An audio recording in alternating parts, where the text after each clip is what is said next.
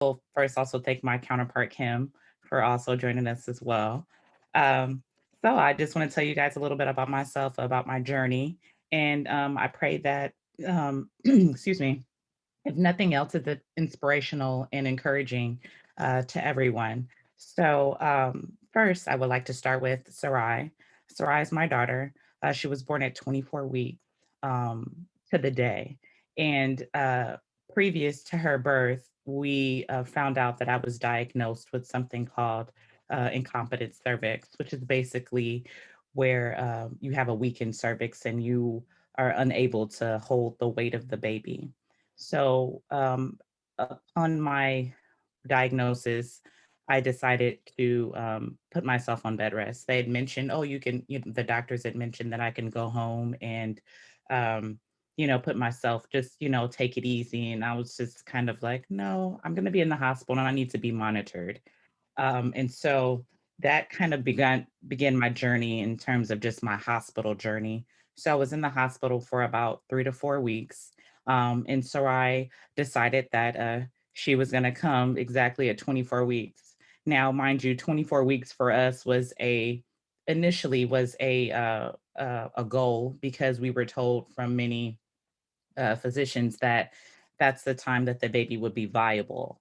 And so we were just looking forward to making it during that time because we said, okay, if she is able to have her lungs developed or semi developed, we can work with that. And thus began our journey. So after Sarai was born, we just faced a lot of challenges. And I would say that's the first 1 or 2 months, it was just, it was hard. It was really hard. It was a lot of blaming myself. It was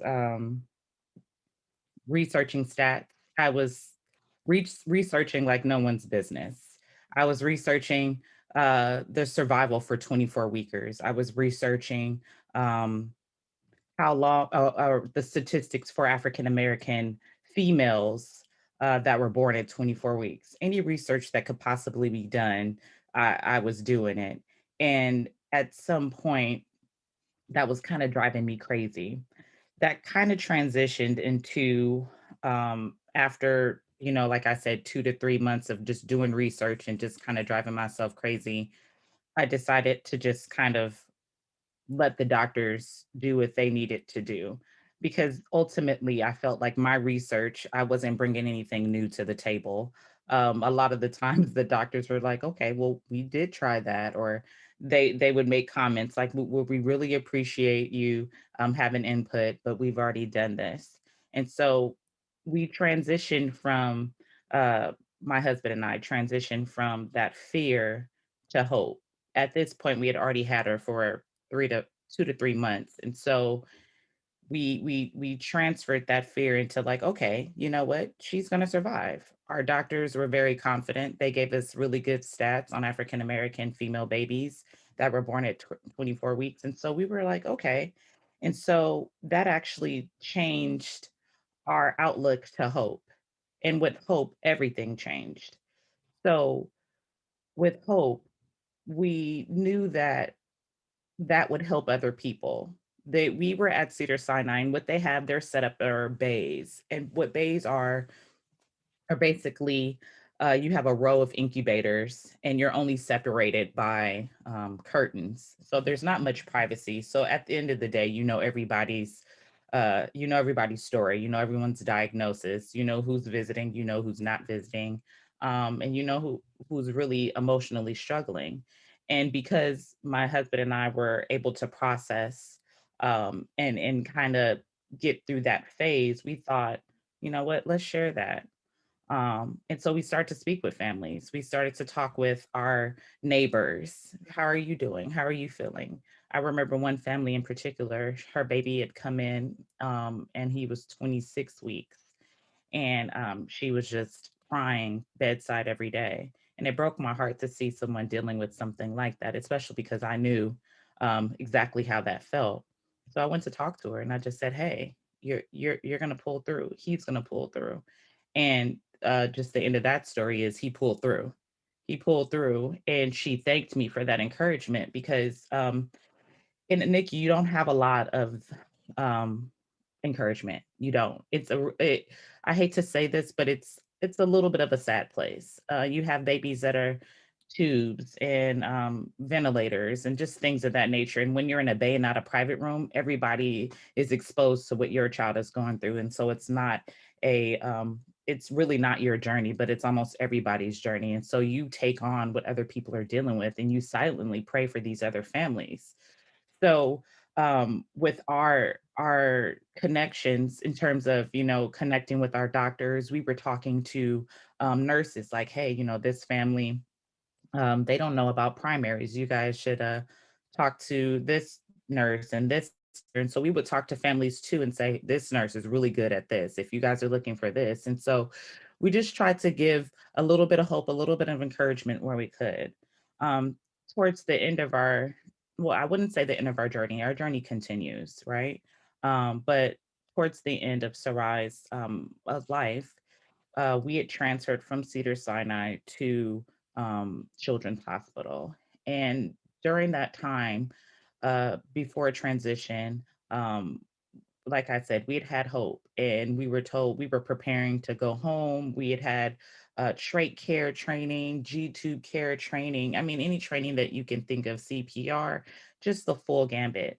And so when they had a conversation with us about, um, uh, you know, possibly her passing away, we were kind of shocked that we had had these positive conversations, and now they were talking about there's no more that can be done. And so with my earlier research of doing stats and trying to figure out, what can be done for my daughter, I contacted the as a hospital, a well-known children's hospital in Pennsylvania. So I contacted them and said, hey, let me send you my daughter's medical records. So this is how serious we were. We were willing to fly to Pennsylvania and admit my daughter into a hospital, and I was going to stay in Pennsylvania. That's how serious we were. But we didn't know that we had a good hospital in our backyard, so we transferred to the CHLA, and we had some good times there, and just in terms of, again, spending more time with our daughter. But we did get the same information that she may not pull through.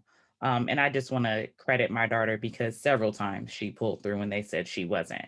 She pulled through, and we made songs, and my sister made a song of "Do You Know How Strong You Are?" And we were elated, because when people counted us out, my daughter counted us in and said, you know what? No, this isn't my time. And so we kind of not step back, but we let her run the show. So when they said, I don't know, she said, no, I'm still here. And during that time, she really taught us a lesson. And that lesson was definitely, for us, trust God.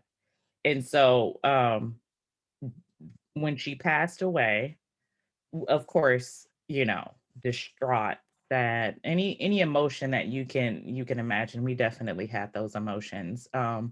But at the same time, we were thankful. We were thankful for the time that we had. We were thankful for the families that we'd met. And most importantly, we were thankful that God had blessed us with that time, because I know of many families that didn't make it that far. And so, and there were some families that, made it past that time. And so, I took the time that we had, and I took that with stride, and I was proud, and I said, you know what? Thank you. Thank you for this.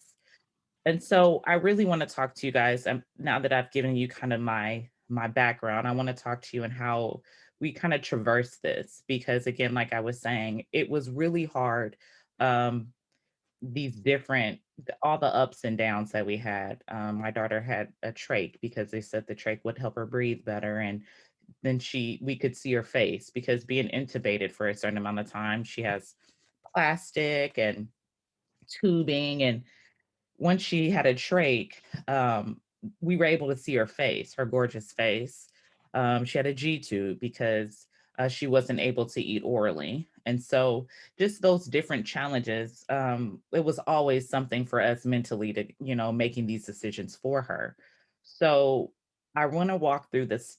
just the challenges that we face. And I hope that through these challenges, that I can kind of show you guys the tools that we use to overcome those challenges. So one of the challenges that we faced was our relationship. Um, my relationship with my husband was challenged quite a bit. And we didn't know going into this what this would look like for either one of us. We didn't know what a NICU meant because we weren't familiar with that. We didn't know what spending time in a open environment with everybody knowing your business. We didn't know about any of this stuff, and so we got, if you can understand, just kind of thrown into the lion's den.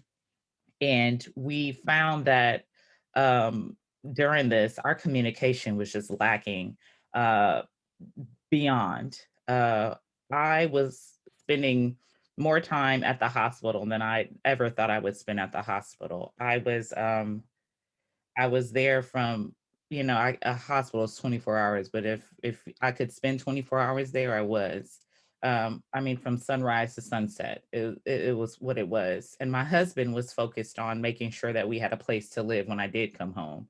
And so he was working and taking all this stress of being a father to a premature or a micro preemie actually, and taking that and holding that on the shoulders and still trying to be the, not necessarily the man of the house, but just be a man of God that I married and really try to be as strong as he could for me. But he had challenges too.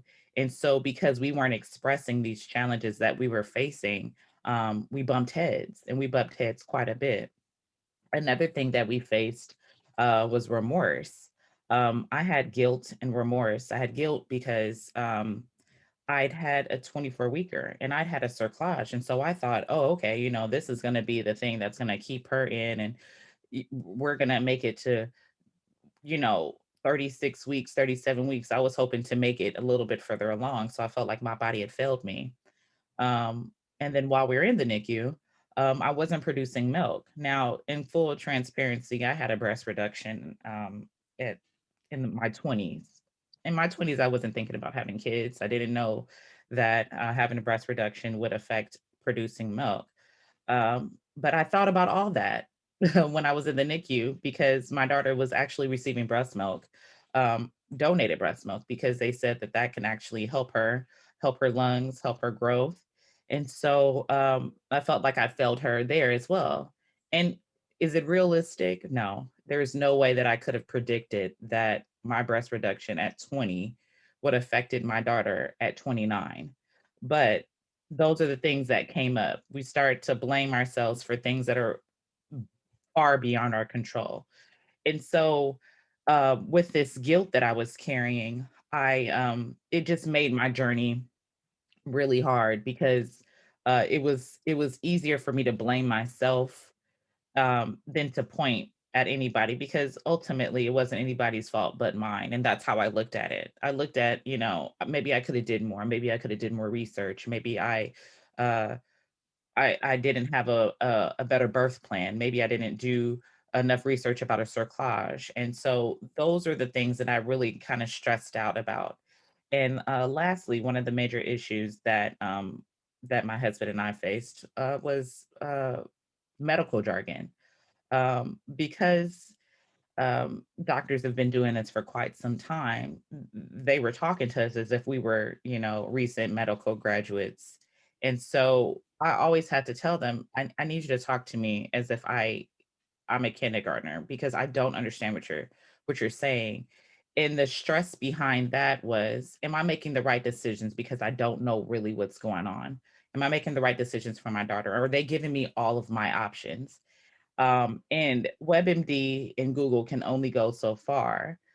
So when I'm doing this research and I'm talking to these doctors, I felt like I was failing my daughter again because I didn't feel like I was prepared enough. And I'm one of those people that I like to prepare. And this was something that no one could ever prepare for. And so those are the top three challenges that we really face.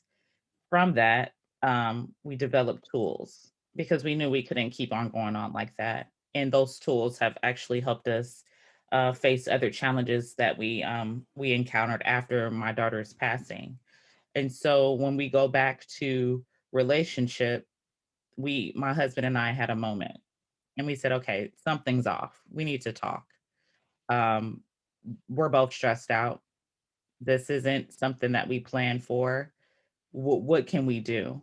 And through that conversation, I found that my husband didn't like hospitals because he associated hospitals with death. I found out that my husband um wasn't there as much because he felt like he didn't have control. And having a feeling of not being able to control what's going on with your family, or and not control in a bad sense, but control over feeling like you're insignificant, or feeling like you have no input on what's going on because you don't know really what's going on. And so having that feeling of being inadequate in some way, that was a major feeling. And for me, um, I didn't know that when we were going through this. It took that, okay, let's talk and let's try to figure this out. Another thing that we found was that he felt like we weren't spending enough time together. We're in a relationship and we're married. And so having that time to talk and debrief, we didn't have that either. I was spending so much time there that I didn't realize that my relationship was being affected because I was so focused on, if my daughter woke up, that she would see my face by her bed. And if the doctors had a question about something, I knew her medical history like the back of my hand, and I needed to be there to support her.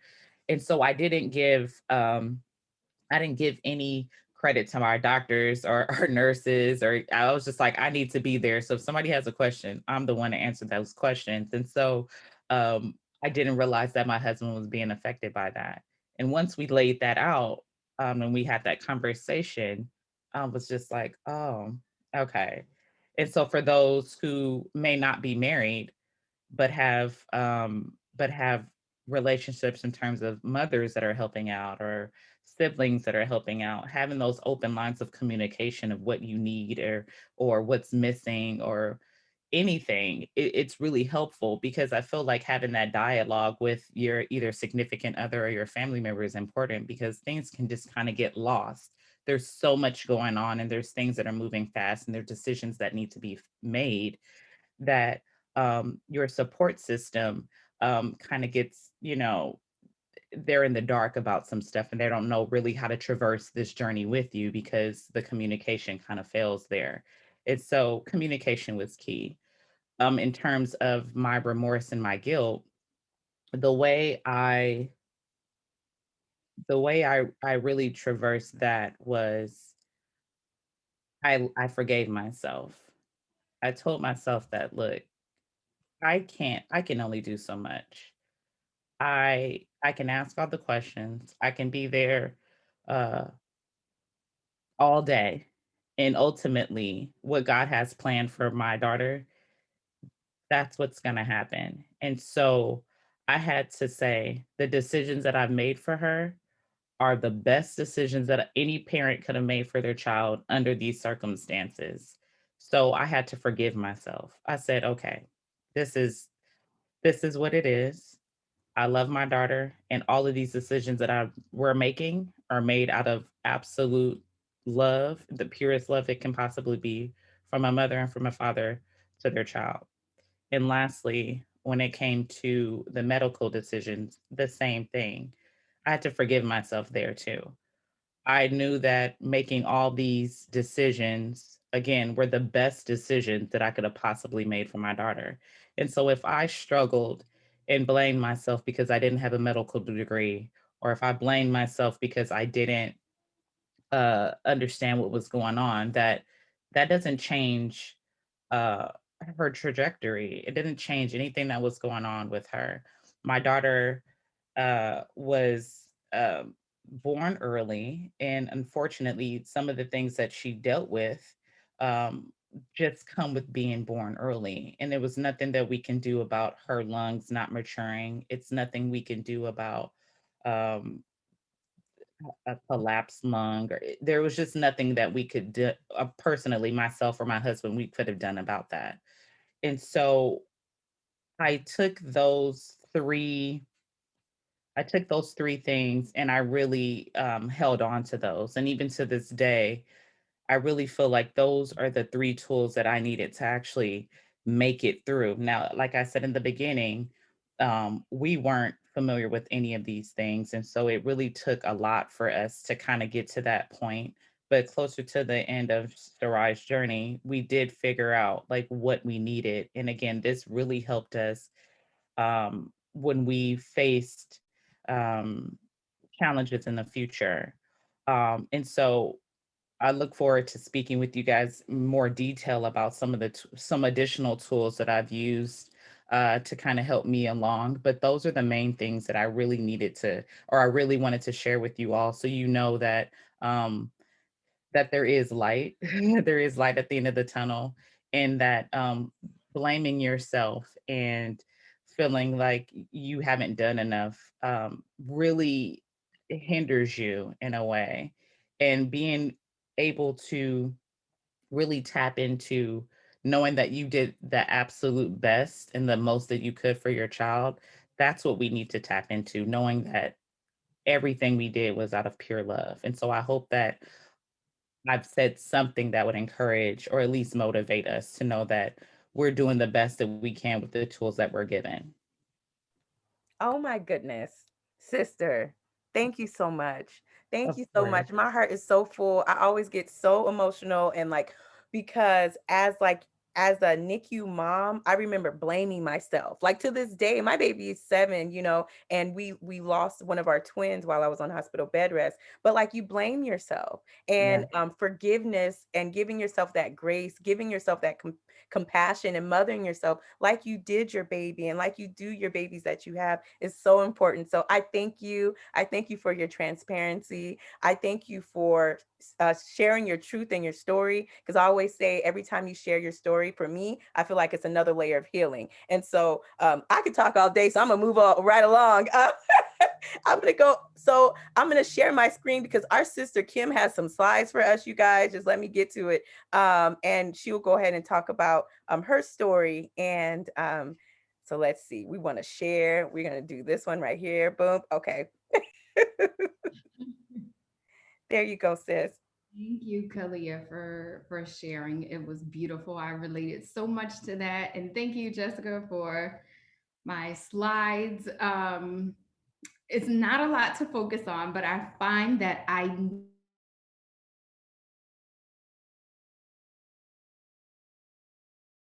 focus on and still to this day, just talking about him takes my breath away.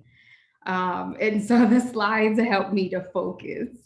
I will start by saying that our organization, Saul is the namesake for it. So Saul's Light is a New Orleans based nonprofit organization that's providing comfort and communities to Louisiana's bereaved and NICU families. In 3 main ways, we offer peer support, financial assistance, and also community resources in addition to education and advocacy initiatives. Okay, next slide. And how we got there, how we got to this organization providing the support that it did is through my story, right? And so that's what we're here to talk about, is how to move from trauma to triumph. And one thing, I feel like Kalia kind of got to, and it's important to know that sometimes when you experience trauma, it can unlock past traumas. So things that you may have thought that you dealt with or didn't affect you, when you receive this, really traumatic event, it's kind of like the straw that breaks the camel's back, right? And so that's one of the things that happened to me. The trauma of losing my son was just like too much for my brain to process. And so it was just like, not only are you going to deal with this, you're going to deal with all the other things. And so, I felt that loss deeply, and I'm happy to be able to say that I've discovered that life can be beautiful again. And if anything, that's what I want people to know, is that life will be beautiful again. You just have to hang on to that. So my story also, similar, starts with prematurity. And my son Saul was born at 28 weeks and 6 days in 2014. And for 2 days, everything seemed okay. My husband and I knew we'd be in for a long NICU stay, but we were optimistic. And then the unimaginable happened. In just 2 days, our child, who seemed on the positive end of the prematurity spectrum, his vitals crashed. And so that caused him to be airlifted to the children's hospital that was in our city and had a higher level NICU. Some tests later revealed that he had a level 4 IVH, or brain bleed. And so that not only did not resolve on its own, which it usually does with premature babies, in his case, it got worse. And so over the next 20 days, we watched helplessly as my son's life came to an end. To say that we grieved is an understatement. My husband and I retreated into ourselves, and we grieved apart, something that took a huge toll on our marriage. And I myself dealt with the gamut of mental health issues, including PTSD, which many NICU parents experience from going through this situation, depression and anxiety. And I was so far down the rabbit hole that, I did not want to live, right? I would never be the person that would, commit suicide, but I also would be the person who, if death was coming for me, I wouldn't have fought it at that time, right? Because I just could not imagine living without my child. The idea of having to do that day after day, month after month, year after year seemed very overwhelming to me. And so I just didn't want to do it. Next slide, please. My healing came in the form of a spiritual intervention, right? And that was with my rabbi saying to me, what are you going to do? Are you going to kill yourself, right? And the answer was no. I knew that I wasn't going to do that. And then so the answer was, you're going to have to live. You're still alive, right? And how do we do that? How do you stay here? Because if you're not going to die, then you have to live, right? It's that choice, right? And so for me, it was sort of like an epiphany, right? Life was for the living, and for some reason I was left behind, so I had to live. And if I was going to be alive, then I needed to give everything that I had to living. And so thank goodness I had the privilege to be able to lean into my grief. And I say privilege because I was able to take time off of work, which is something something that not everybody can do. I was able to work through my feelings in weekly psychotherapy sessions.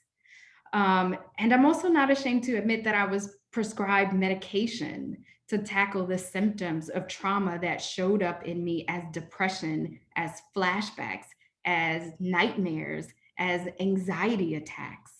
I had medication for the daytime, I had medication for the nighttime, and the medication to control my dreams, even. And so, for me, in the beginning, I felt that was a weakness. But I discovered, and what I hope that moms that go through this will be able to discover, is that this is a really hard thing. And there's no shame in admitting that you can't do it alone, that you need help. If there was ever a time to admit that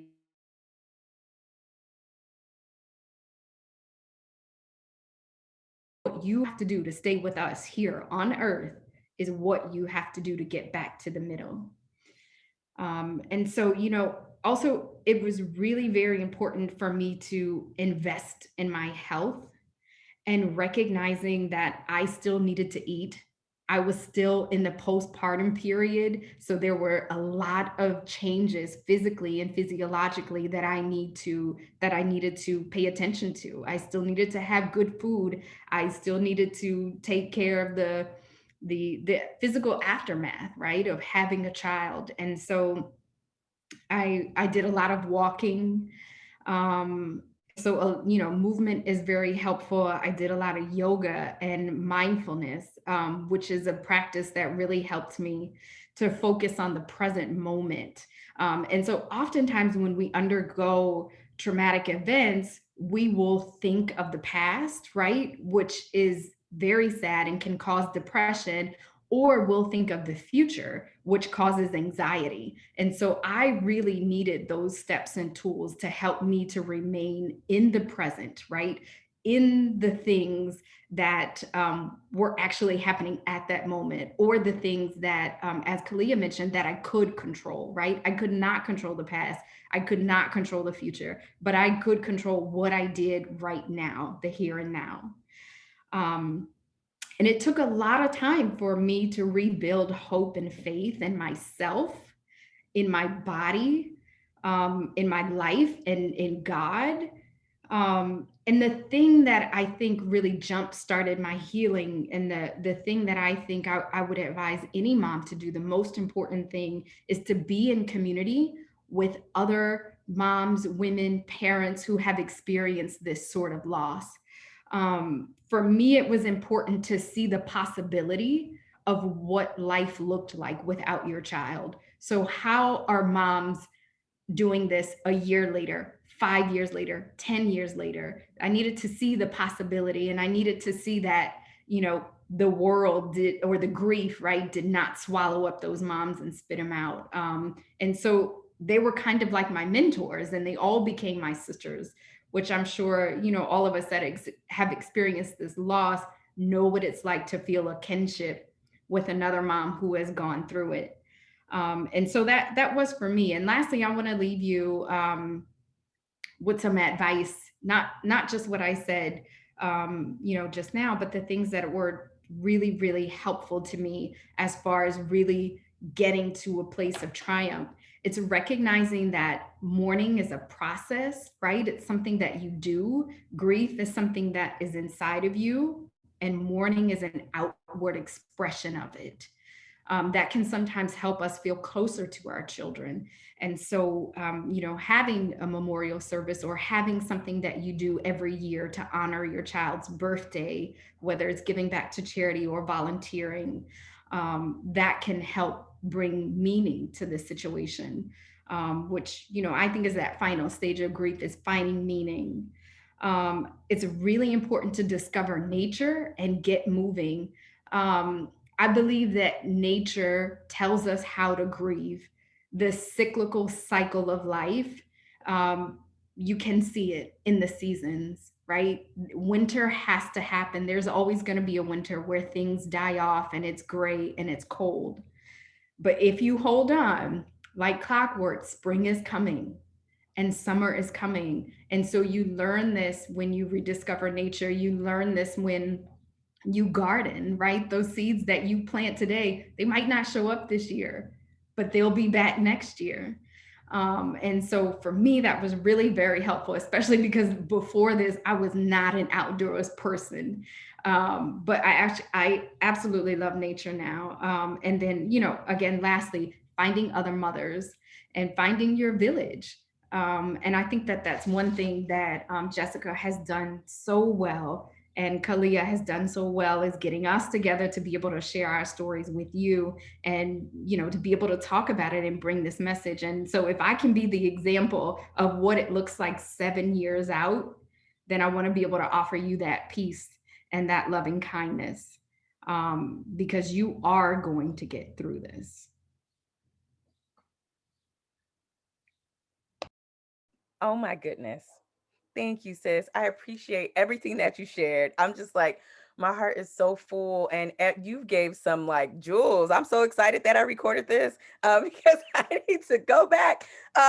No, because you get lost in the stories, but it is so important. And like how you mentioned, like with nature, for me, and just like we're both doulas, and with all of my clients, I give them a plant at our first appointment, because I tell them, as you water this plant, as you prune this plant, as you take it outside for some sunlight, some that good old vitamin D, make sure you do this for yourself as well. Mother yourself like you mother everybody around you. And so I truly appreciate you so much. I appreciate both of you guys.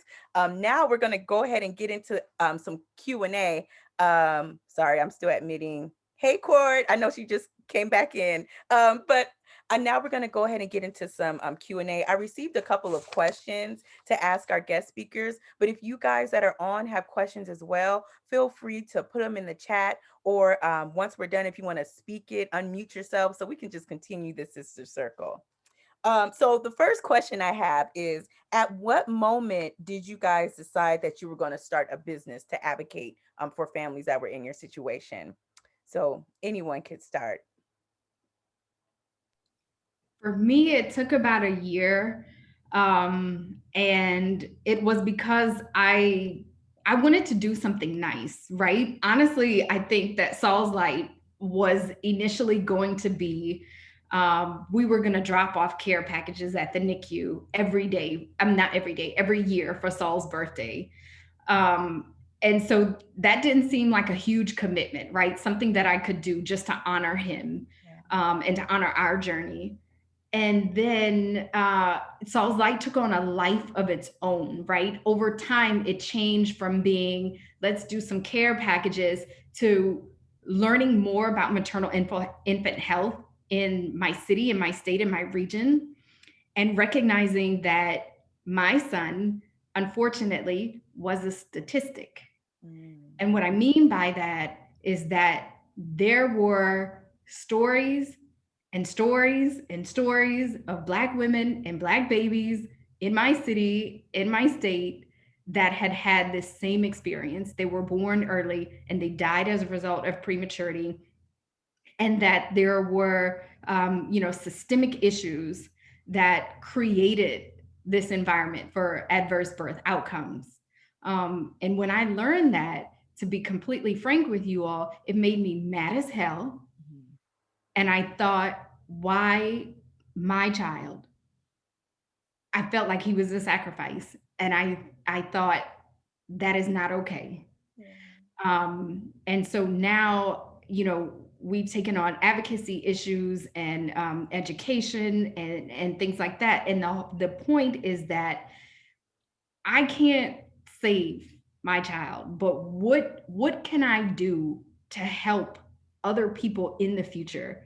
Is there something I can share about my story, and how when you think something is wrong, you should go and get it checked out, and not just listen to the advice that this is normal, this happens all the time, put your feet up and relax.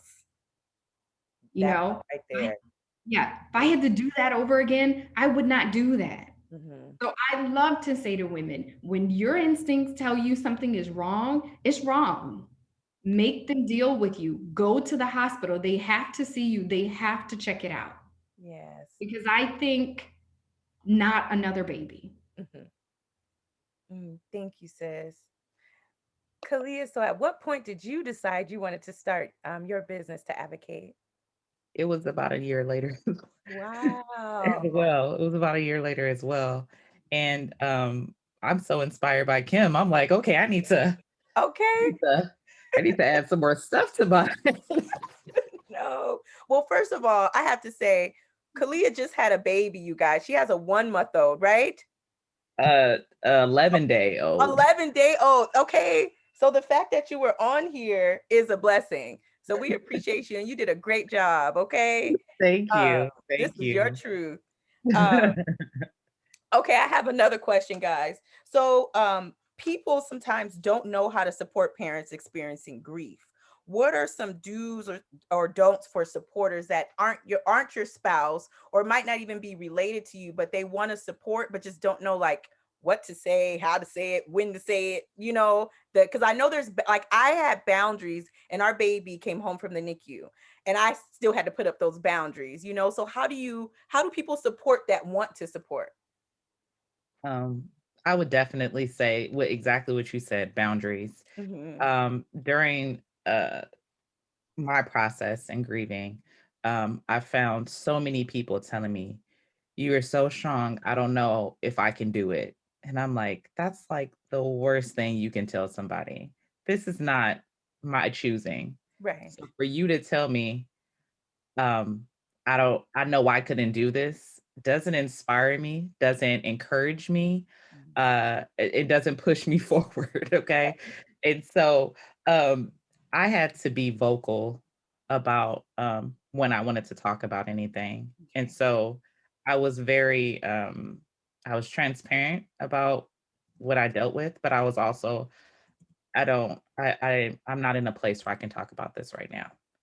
And I had to be okay with that because I felt like I wanted to share my story and I felt like it was important for people to know what I was going through. But I also had to realize that I needed to find healing first before I would go out and share this because a lot of people don't know what's going on. So for me, I had to say, I'm not ready or I'm not prepared to talk about this just yet. But when I am, I will share with you and I will let you know. And so that worked for me because if not, I found myself being so emotional that I couldn't get through a story. Yeah. Talking about my daughter early was just really hard, because it was still fresh. Yeah. And even now, talking about my daughter sometimes brings up emotions. I mean, it's my daughter, you know Yeah. what I mean? And so I've been able to process better because of as Kim mentioned, just different I had therapy. I was able to talk to people and my husband was a great support. And because of that, Mhm. I was able, and also again, prayer for me was just paramount. But I was able to process it a little bit better. So for me, talking about it too soon or before you're ready just isn't, it's ill advised. I Mm. would wait and I would tell people that it's too soon. Give me some time. And then I will talk to you about it. I think that sometimes we just feel the need to kind of go in Mhm. and let people know. And we're still in the middle of our grieving and our healing. And it's a little hard to do that. That's so good. And it's so important for the people who want to support you, right? To respect that. Like if I say like I don't want to talk about it, like please the next text I get is going to go different. Like just please, respect that because it's triggering. It's triggering. I remember being on hospital bed rest and then after we had Marlon like what's going on this and it's like I don't even know. Like it's nothing against you. This is just I'll let you know when I know, so, and it's important for the supporters to respect those boundaries. Did you want to chime in, Kim? Yeah, I think, boundaries are very important. I think too, it's really good to like know who your people are. And by that, who are your safe people, right? Knowing who can you go to and like lay down this burden, and that person is not going to try to fix you. They're going to listen, they're going to hold space for you and sit with you. And they're not going to tell you something like, you're still young, you can have another baby. Right. Or, God needed another angel. I hate that one. That's not my favorite. Right. Right. Like no cliches, please. Um, because there's never going to be a thing that you could say to a mother that makes it okay that her child died. Mm. So I think, everybody is not safe and they don't mean to not be safe, right? Because they want to help. But I think is you just have to know who are the people that are going to be careful with your heart, Mm. That's that discernment. That's so good. And I'll put in the chat, but like one thing that I've had to do was protect my peace at all costs. Know what Yeah. my personal mental capacity is, protect that. Like how you said, know who your people are. And I think that's the most important, knowing who your people are and who will hold space, as you said, for you for those moments. And no cliches, no cliche. One thing I had to tell one of my doula clients the other day, she kept saying, and I'm a Christian, but she kept saying, God wouldn't put me through more than I can bear. And I said, I totally get that, but God knows you're human and you're going to have to feel. Like, it's okay to feel this. It's okay to process this. It's okay to cry. It's okay to distance yourself. Like, it's okay. Go through the motions. You'll get through it, but you still have to go through the motions. And so I have a couple more questions, but I wanted to pause because we have about 6 minutes and see if anybody who's on here, if you guys had questions, you can feel free to unmute yourself or put it in the chat. If you like, you can go ahead and do that, and I'll go down and I'll continue going down my list. Let's talk, y'all. I know. Let's see. There was someone who posted something. I think this was for you, Kim, asking where you're from. And I got to get back to the question. Let's see. Was it Anne who asked? Anne I'm from New Orleans. Yes, woo woo. We're here in Louisiana. If you somebody. What's that? Hey, Jessica, this is Katrina. Oh, so Miss Katrina is on the Mighty Little Giant board. Hey, Miss Katrina. Hey, girl. Oh my God. As I listen to these stories, just a little bit about me. I'm a healthcare worker. I'm a registered nurse. I worked labor and delivery for a long time.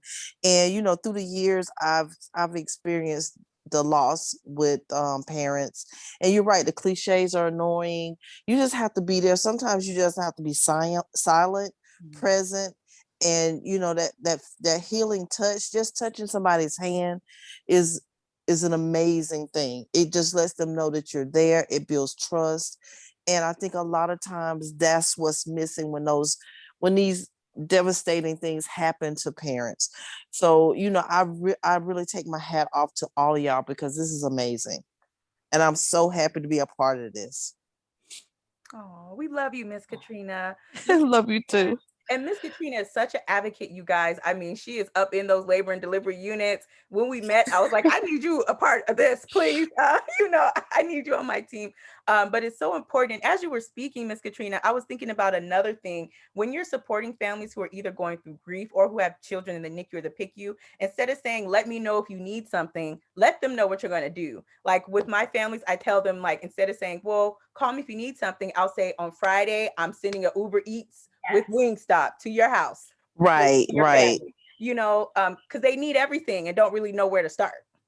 Exactly. Think. or think like, I don't know, you tell me. Yeah. So that's one thing I just wanted to chime in and say. Did anyone else have anything? If not, I think I can go to one more question. And you guys touched on this. This is a question I received about, did you heal through your grief differently than your spouse? I know both of you mentioned you kind of grieved separate, right? So if you want to chime in more on that, and if not, that's okay. I can go to the next one. But if you want to talk more about it. Yeah, I'll just say quickly, I think that my husband and I really grieve differently from each other. I think as a man, for him, he had that impression that he needed to be strong for me. And so I think that probably limited his ability to heal, whereas I had the time and opportunity to really lean in my grief. And so I would say that, years later, I think that I probably have healed, right? Or am healing further into my healing journey than he is. He is just now starting to heal because we took turns, if that makes sense. Wow. We couldn't fall apart at the same time. Right. This is Katrina again. I was going to comment on that also, because what men, they feel like they need to be in control. They have to handle things. And when everything is crumbling around them, even their wife and the situation, a lot of times they feel like they have to stay in control. But, as we have to make them aware that it's okay They have to grieve. They have to go through the grieving process, because if they don't, it affects your relationship in so many different ways. I mean, if you can't even sit down and have a conversation with him because he's upset and he's mad, but he's trying to hold it in because he doesn't want to get you upset and mad, so it's this big vicious cycle. And just letting them know it's okay. It's Yeah, okay to grieve and be a part of this. I would say the thing too is this, like losing a child, right, is a serious trauma. Yeah. You will deal with it, whether it's in the immediate aftermath or it's 10 years or 20 years down the line. You cannot just get over something like this. Um, and I would encourage you all to check in on anybody at this point who has lost a child and seems okay, right? Because a lot of people are hiding their feelings because people won't hold space for them.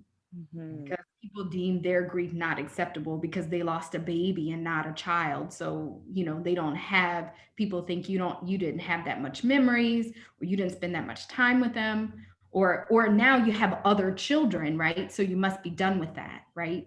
But you will deal with this trauma, and you might deal with it for the rest of your life. And so, grief wants it wants to be noticed. It will demand your attention, and it will get your attention. So you might as well deal with the grief bully, let it have its space, so you can send it back, out of your way, so that doesn't take over your life.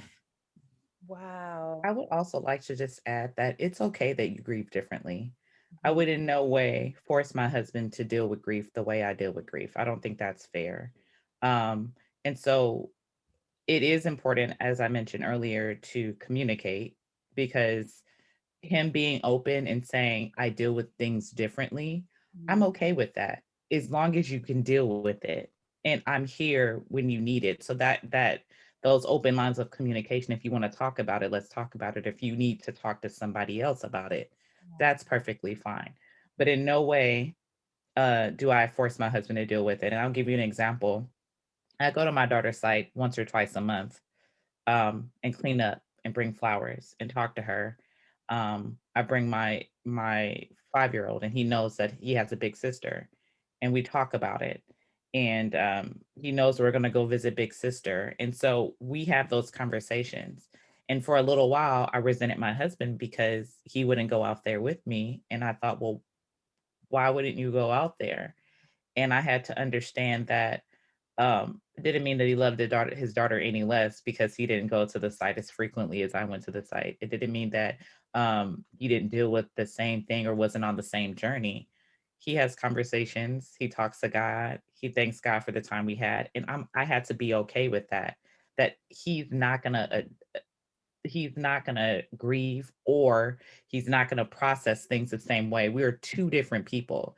And so for me to try to get him in line with how I deal with stuff just wouldn't be fair to either one of us. And I would notice that there would be some changes if that was the case. And so I think that it is important to say that, yes, deal with that grief, but also give people that space to deal with it in the way and in the time they need to, but make sure it's being dealt with. Because I think if you, like Kim mentioned, if you don't deal with those, it's gonna come. So you should take the time and deal with it, but don't put it to the side and be dismissive, like, oh well, I'm over it now. No, that doesn't work like that. I have my moments to this day where I think about her and I think about how my life or our life would be different if I had her.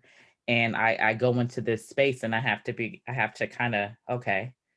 And I'll tell my husband, like, oh, I thought about this today, or I'll look at pictures or something like that. And um, I think about good things, I don't think about, of course, there is traumatic elements to our stay, but I don't think about that. And I find that I heal through looking at these beautiful pictures that I took of her, and talking about it. So I would just like to say that giving people time and space to deal with it how they need to deal with it is also important as well. Oh my goodness. Thank you guys. Look, it is 12:03 on my computer. We are over time, but I want to respect you guys' time. So thank you so much for coming. I know Anna, you had one question. If you guys have to jump off, feel free to jump off. Kim and Kalia, are you guys good for one more question? Okay. So if you got whoever's leaving, I love you guys. Thank you for joining us. This will be emailed out. So yes, thank you guys. So okay, Miss Anna has a couple questions in her one question. So how can we work together to get our message to families before loss? That's question number one. And then have you found people receptive to learning or finding? Hold on. Okay. Have you found people are more receptive to learning or finding the taboo of infant loss keeps non-loss families in the community from listening and supporting you? I'm sorry, I hope I said that okay, Miss Anna. If you want to unmute yourself and Hi. there you are. Sorry. You know, I'm in the That's middle it. of things and I'm sorry. I didn't plan on being on camera. So That's okay. apologize for my appearance and my late question there. Yeah, we are also in the same space. We're a new nonprofit. I don't know if you've noticed the new post because we just launched our website. And our main, thank you. Our main goal is prevention. I know there's a lot of great groups who are helping in the bereavement space, but we were quite a few of us volunteer for other organizations as well. And we all just come together for certain projects that are, you know, more related to prevention side. But of course, you know, you have that issue of people are a little bit not wanting to hear about loss. Like there's probably very few comments on the posts that I share personally about this issue on my own pages. So I'm just curious how you guys have found, you know, the community receptive or not. Yeah. I'll jump in because I think, right, like loss is a downer. Like we have to accept that. We all have a different relationship to death because it's happened to us. It's close, right? So we have to deal with it. Mm-hmm. For other people, especially parents, our loss is unimaginable to them and it scares them, right? Because we are the reminders that things go wrong, that babies die. And it's scary. It really is scary, right? It's our reality. So we have to have a different relationship with it.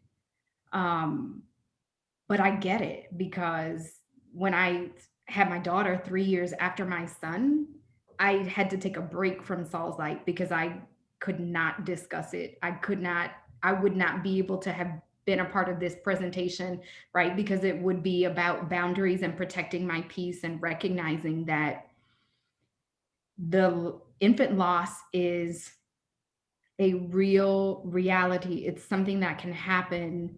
And I know that it happens because it happened to me. So that fear made me stop engaging with it, you know? And so I think that's what other people, what you're experiencing, right? Other people are like, that's contagious. If it happened to her, I know her and she's a good person and it still happened to her, then it could happen to me. And that scares the crap out of them.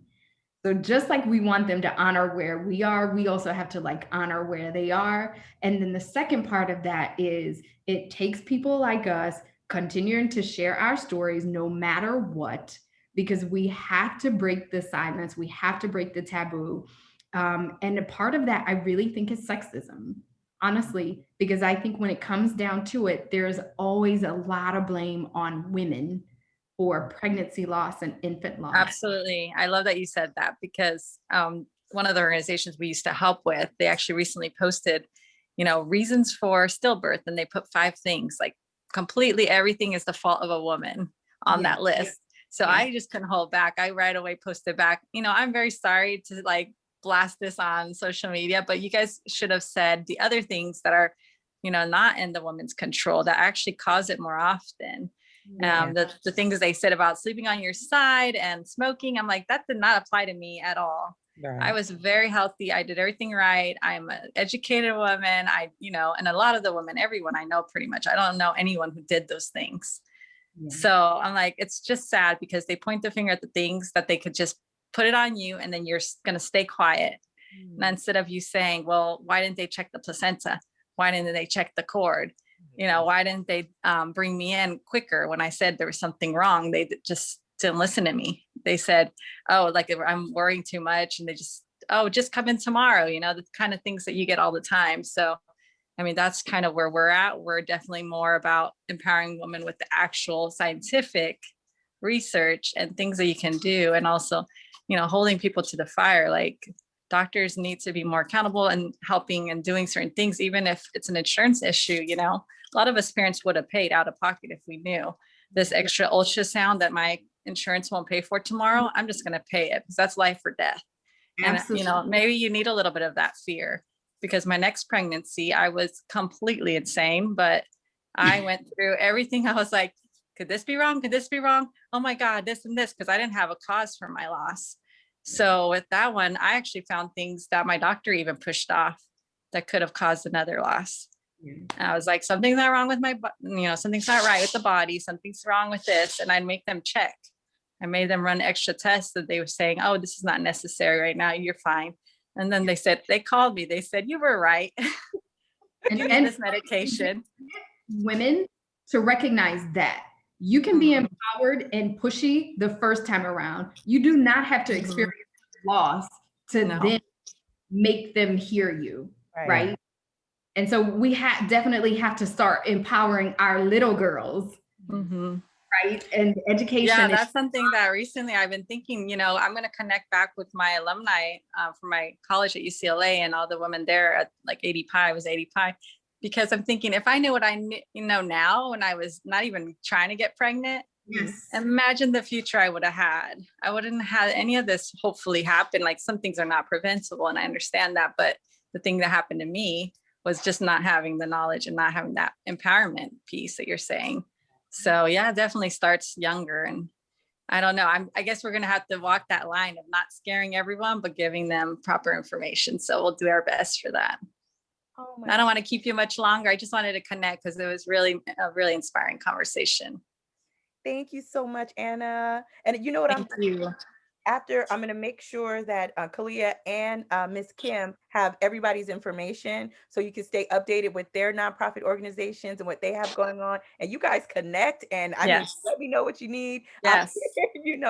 We're all volunteers too. So we're just, this is our passion project and we're just willing to do whatever it takes at this point, not to keep having to add people to our unfortunate club, but we love that there's so much passion here. Thank you all. You're welcome. And Kim just put her Instagram on the chat. So it's Saul's_light on Instagram. And so perfect. I'll send her an invitation because I was mentioning we have a clubhouse room on Monday. And I think I already might have said that on your Instagram, but it's the same topic. And I was like, this is so, exactly what I need to hear now, because actually I feel more inspired. I'm like, maybe I can share some of this. And if you guys would like to join us, that'd be amazing. Yes, and we'll all share your stuff. Just tag us. Okay, we will. Thank you so much. Thank you guys. Thank you Bless guys. Y'all. You too. Thank you so much again, Kim and Kalia. Thank you for your stories. Thank you for your transparency. Thank you for your advocacy, your strength. I mean, just so many things. We appreciate your time and we love you guys. And so this will be sent out. If you need anything, you make sure, I always say, make sure you guys follow Mighty Little Giants if you want your whole life changed for the better on Instagram. And I'll make sure to post Kalia is Marlon's best friend, Lord have mercy, and Miss Kim's information on our Instagram as well. So I hope you guys have a great day. Thank you for joining us. Bye, guys.